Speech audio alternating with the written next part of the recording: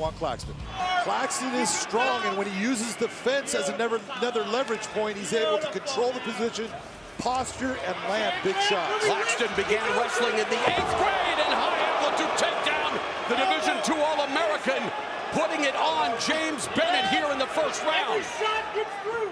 Every shot. 2 of Claxton's 4 victories have come in the first round. All 4 of Bennett's victories have taken place in the first frame. 2 minutes left. This is what makes fighting Taiwan Claxton so difficult. You're working hard. You're getting yourself back to your feet, and immediately he takes your legs right back out, puts you back on the ground, back to the position. So you just went and used a lot of energy to get yourself up, and it didn't work for you. You're starting to see a little blood is being produced from the forehead of Bennett as Claxton postures up, rains down another right hand. Bennett at the mercy of Taiwan Claxton here in the opening round. 90 seconds left from the guard, ground and pound. Galetko gave Bennett a place to continue his training as a fighter when Bennett was training in the United States Marine Corps. And Claxton, there's that jumping knee, down goes Bennett. It was almost deja vu all over again, but Bennett has survived for the moment, John. What explosive offense from Claxton. That's a heavy elbow strike. Do you think Claxton's auditioning for that featherweight Grand Prix coming up later this year? Hey, what up, 50? What up, Claxton has time to say, what up, 50? Of course, 50 Cent is signing that check for $1 million for the welterweight world Grand Prix, and I think Bennett and both of them should be worried about what's happening inside the cage than what's happening outside of it. How demoralizing does it have to be knowing there's no air, there's no escape, John? Oh, look at this! It's a horrible feeling when you have somebody on top of you, landing strike after strike, and everything you try doesn't work. Referee talking to Bennett. How much more can Bennett sustain? Less than 3 minutes left in the fight, and that's a lot of time. And the referee has seen enough. Taiwan Claxton improves to 5-0 with his 4th win via form of knockout.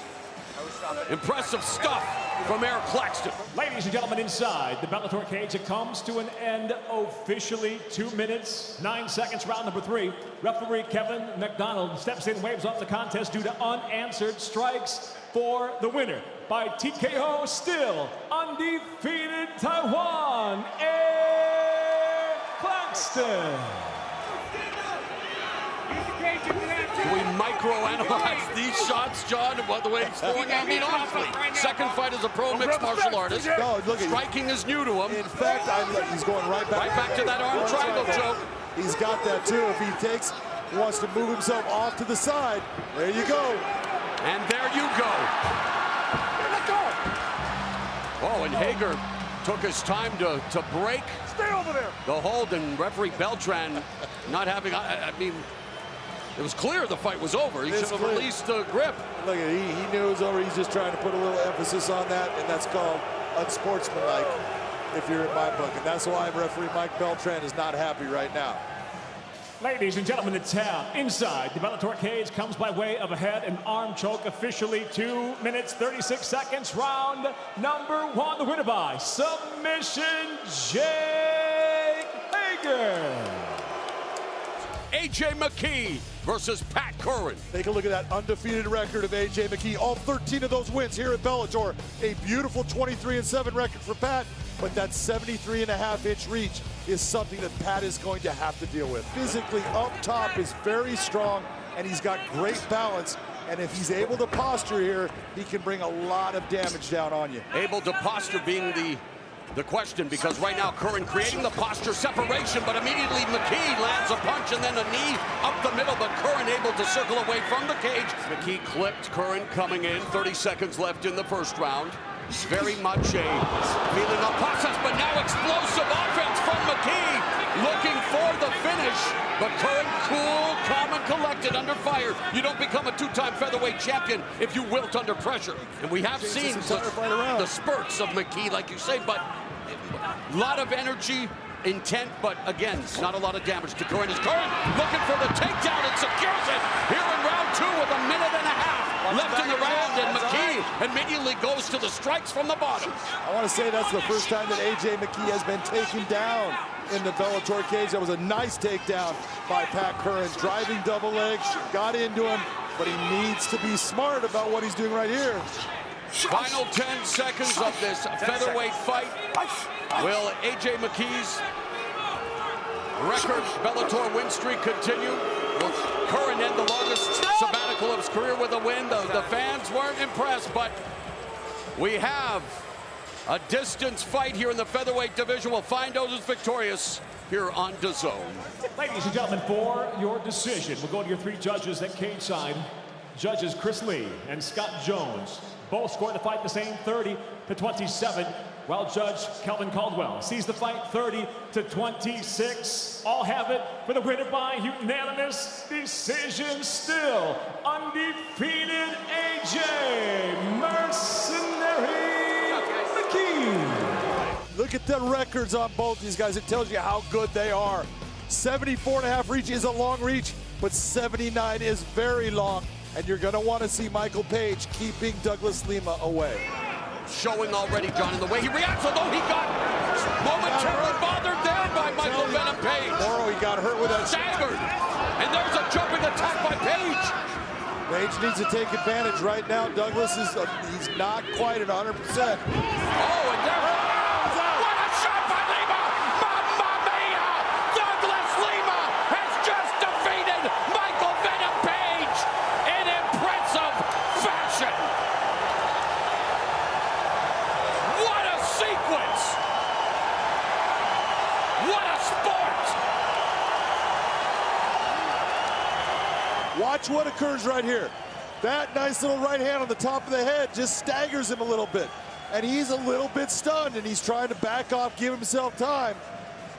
Watch what occurs here. Beautiful kick. We were talking about that kick, but watch the shot right here. That right hand, boom, touches that chin. He is unconscious right now.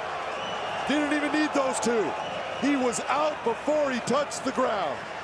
We say that Michael Venom Page was out of a video game. Well, it was Lima who just mashed him on his button. Ladies and gentlemen, it came to an end. 35 seconds into round number 2.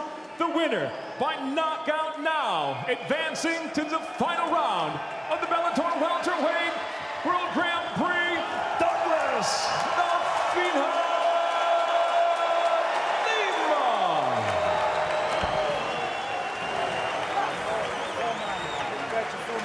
Lightweight champ Michael Chandler defending the title against featherweight champion Patricio Pitbull. We got the records up there because these are two of the greatest fighters in Bellator history. Look at the height difference and look at the reach difference. Patricio needs to get inside of that range on Michael Chandler. What does Michael Chandler have to win? His title is the one that's on the line. It's not Patricio's. Patricio is the guy, he's the lighter fighter. Michael Chandler is supposed to win this fight, but that is just easy to say and a lot harder to do. You've watched MMA, right? A couple times. The unpredictable.